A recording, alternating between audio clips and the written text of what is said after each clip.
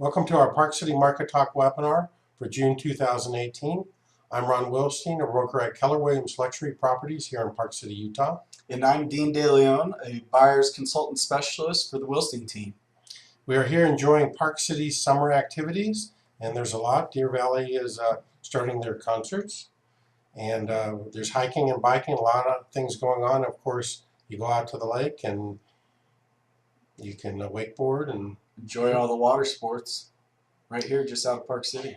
So we have a lot to do in Park City, and the resorts are now open, so you can take horseback riding there. You can do your mountain biking, riding the lifts, or ride up the hill and take it all in.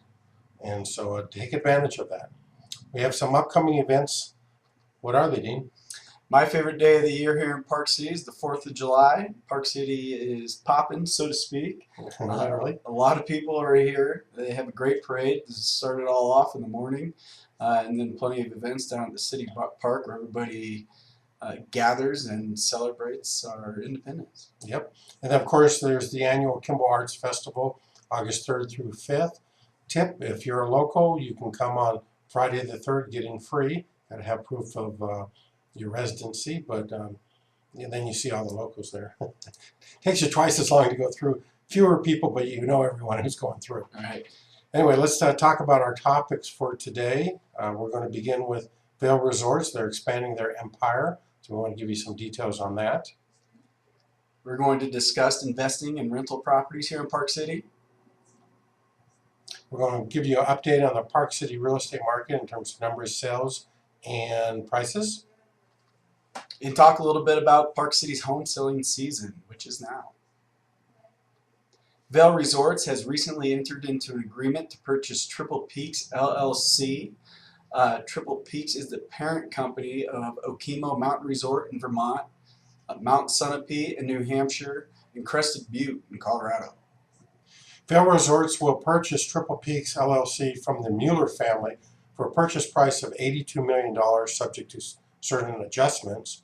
At closing, Triple Peaks will pay $155 million to pay off leases for all these resorts to a company called Ski Resorts Holdings LLC, with funds provided by Vail Resorts. Interestingly enough, the Ski Resorts Holdings owns a resort called Stevens Pass in Washington, and Vail is buying that as well for $67 million, again subject to certain adjustments. So both transactions are subject to certain closing conditions, including regulatory approvals. But the beauty of this acquisition of the 4 resorts significantly enhances Vail Resorts' network of resort experiences. So now we've got, with our EPIC Pass, we've got 4 new places to ski, in essence, on the same pass. So great to see that. The closing of the 2 transactions is going to trigger Vail investing another $35 million over the next 2 years into those 4 resorts. In addition, they anticipate their capital expenditures to be increased by about $7 million. So they're putting a lot of money into these resorts, and they're increasing and improving the experience of all EPIC Pass users. Expected closing date is this summer.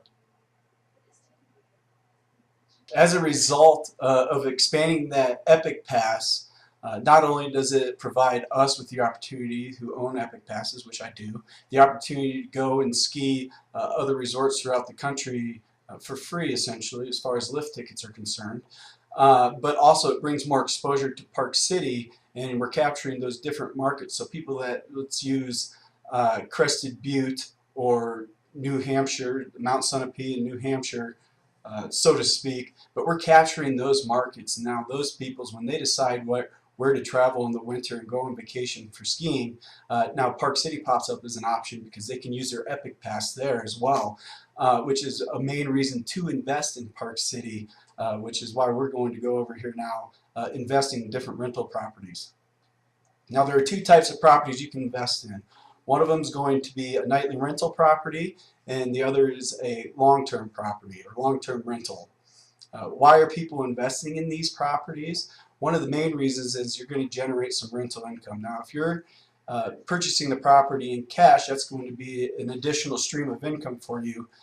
Whereas if you're purchasing a property and you want to use it for personal use and enjoyment, but you're getting financing, that rental income is going to help supplement the payments on the property, and now you get both the enjoyment of using the property and not having to deal with finding a hotel room or paying increased prices at peak periods of the year for hotel rooms in Park City. But you've got your own place to visit to and use, and you can keep your gear at the house in a storage locker or something like that. But it makes it easy, and you're using your rental income to make the payments on that property or supplement the payments on that property. And the major investment in a Park City rental property is going to be the appreciation factor. And in our market, we've been seeing high appreciation, as we're going to illustrate later in the webinar.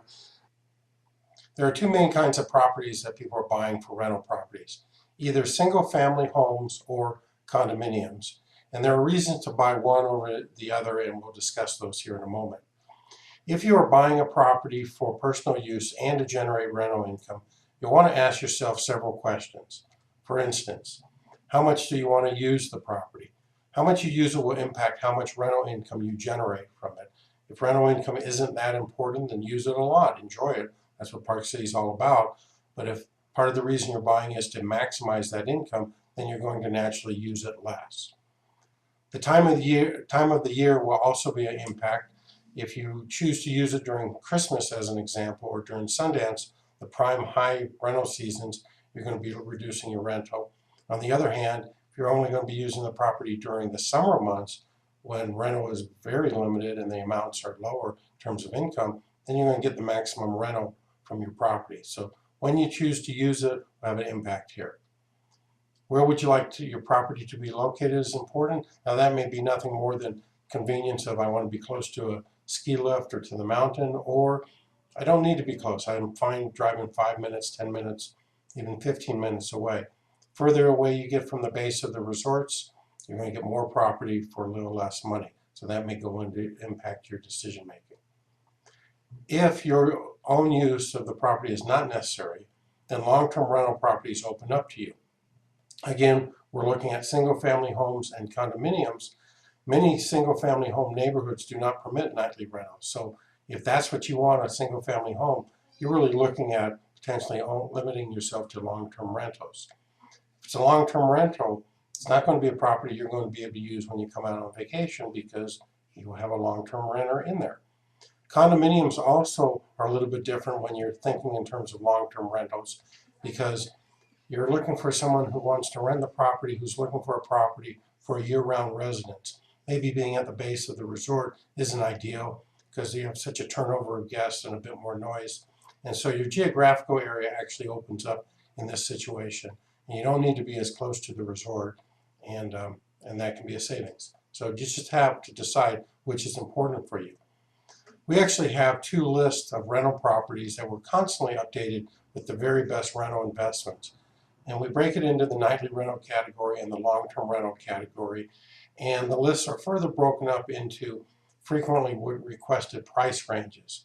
So that helps narrow down the right matches for buyers. And we do this because if you're used to searching on the internet, you realize that you can get basic information about properties, but you don't really know where it's located. You don't know which ones are optimum for nightly rental as opposed to long-term. And so we're just making that easier for you. So if you're interested in getting one of our lists, you can give us a call or you can send us an email. And either way, whether you call or whether you send us an email, here's the important information we need to send you the right list. Let us know that whether you're interested in a nightly rental investment property or a long-term rental property, or if you would do either, that's fine. Just let us know that. Let us know if you're planning to use the property, and if so, how often and when during the year. Is it going to be the summer months? Is it going to be ski season? Is it going to be Christmas to New Year's week? These are all important pieces of information for us to know. What are your preferred locations? Do you want to be real close to ski lifts? Are you fine being 10 minutes away drive? Those sorts of things will help us send you the right list. Also, what are your return on investment requirements? And whatever they are. Maybe you don't have any, but that will help us match you to the right properties. Again, key information you don't get when you just go on the internet looking. We can narrow that down, make your experience a bit easier. Request the appropriate list by sending an email either to Dean at the Wilstein team or Jeremy, who also specializes with helping buyers find the right property at the Wilstein team. Well, let's take a look at the Park City real estate market. Park City real estate market is strong. The current inventory of listings in Park City is at its lowest level in the history of record keeping for the Park City Multiple Listing Service. That goes all the way back to 2007. There have been 1,384 sales in Park City over the past 12 months, and that's a 2% increase or 31 sales.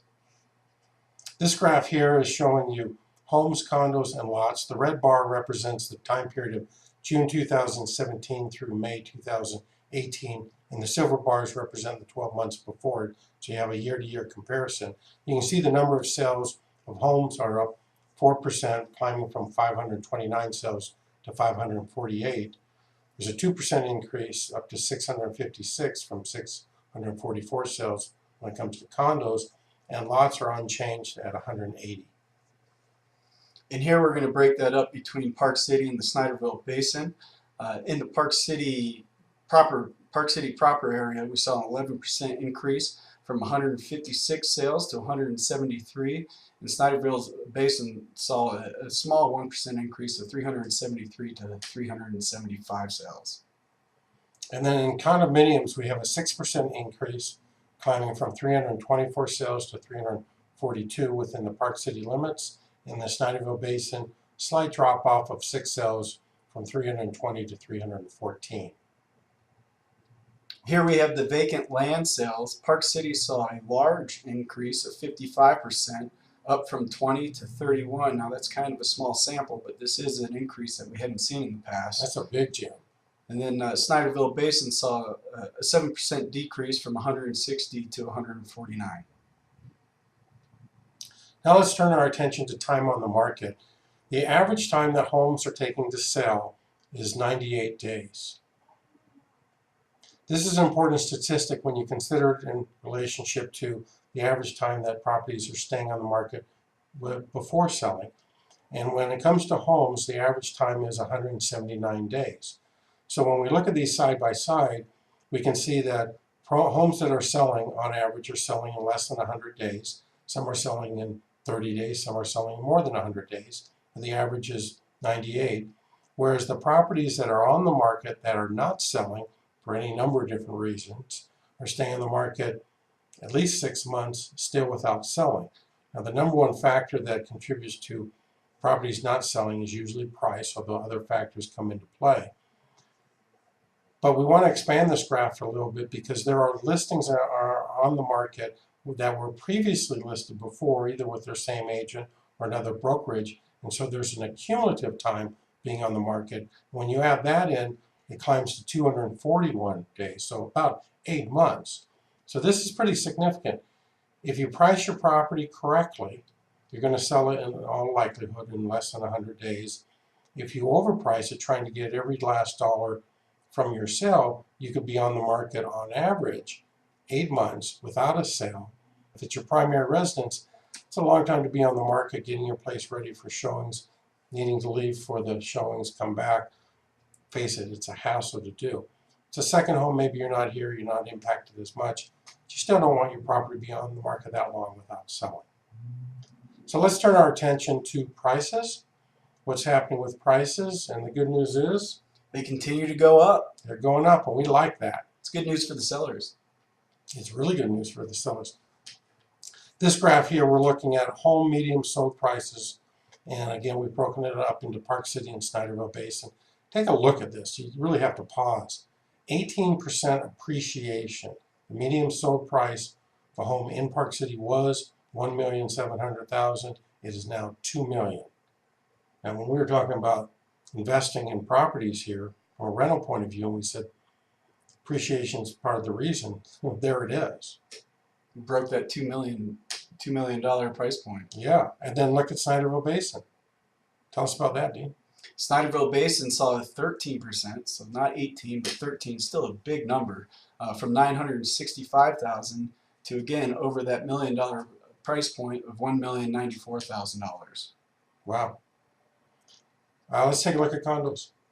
Here in the condos in Park City compared to Snyderville Basin, or we're looking at Park City and Snyderville Basin, but we saw a 12% increase from $685,000 to $769,500. And in the Snyderville Basin, we saw a 3% increase of $485,000 to $500,000.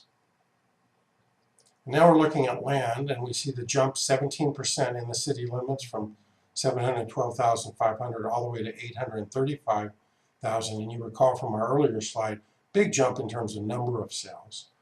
Snyderville Basin, 7% increase from 450,000 all the way up to a little over 480,000.